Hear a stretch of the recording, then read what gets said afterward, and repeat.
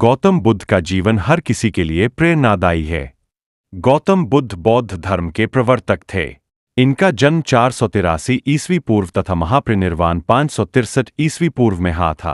बचपन में उनको राजकुमार सिद्धार्थ के नाम से जाना जाता था। बौद्ध ग्रंथों के अनुसार गौतम बुद्ध के जन्म से 12 वर्ष पूर्व ही एक ऋषि ने भविष्यवाणी की थी कि यह बच्चा या तो एक सार्वभौमिक सम्राट या महान ऋषि बनेगा। 35 वर्ष की आयु में उन्हें ज्ञान की प्राप्ति हुई थी। वह संसार का मोह त्याग कर तपस्वी बन गए थे और परम ज्ञान की खोज में चले गए थे। बुद्ध का गोत्र गौतम था। बुद्ध का वास्तविक नाम सिद्धार्थ गौतम था।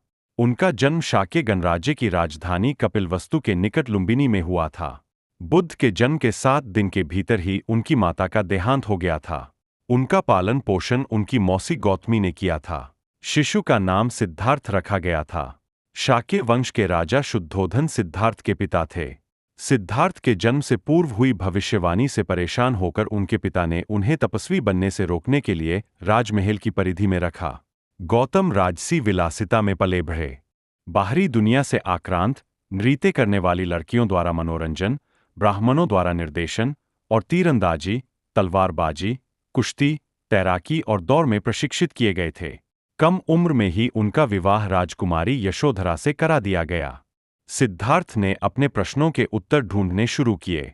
समुचित ध्यान लगा पाने के बाद भी उन्हें इन प्रश्नों के उत्तर नहीं मिले। फिर उन्होंने तपस्या भी की लेकिन अपने प्रश्नों के उत्तर नहीं मिले।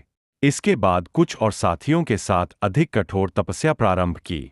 ऐसे करते हुए 6 वर्ष व्यतीत हो गए। भूख से व्याकुल मृत्यु के निकट पहुंचकर बिना प्रश्नों के उत्तर पाए वह कुछ और करने के बारे में विचार करने लगे थे। एक गांव में भोजन की तलाश में निकल गए, फिर वहां थोड़ा सा भोजन ग्रहण किया। इसके बाद वह कठोर तपस्या छोड़कर एक पीपल के पेड़, जो अब बोधि वृक्ष के नाम से जाना जाता है, के नीचे प्रतिज्ञा करके बैठ गए कि वह सत्य जाने बिना उठेंगे नहीं। वह सारी रात बैठे रहे और माना जाता है यही वह क्षण था जब सुबह के समय उन्हें पूर्ण ज्ञान की प्राप्ति हुई थी। उनकी अविद्या नष्ट हो गई और उन्हें निर्वन यानी बोधि प्राप्त हुई और वे 35 वर्ष की आयु में बुद्ध बन गए। बुद्ध को शाक्यमुनि के रूप में भी जाना जाता है।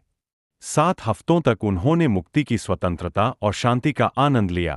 प्रारंभ में तो वह अपने बोधि के बारे में दूसरों को ज्ञान नहीं देना चाहते थे। बुद्ध का मानना था कि अधिकांश लोगों को समझाना बहुत मुश्किल होगा। मान्यता है कि बुद्ध को स्वयं ब्रह्माजी ने अपने ज्ञान को लोगों तक पहुंचने का आग्रह किया था, फिर वह इस पर सहमत हो गए। इस तरह उन्होंने अपना पहला धर्मोपदेश उत्तर प्रदेश के वाराणसी के पास सारनाथ में अपने पहले मित्रों को दिया था।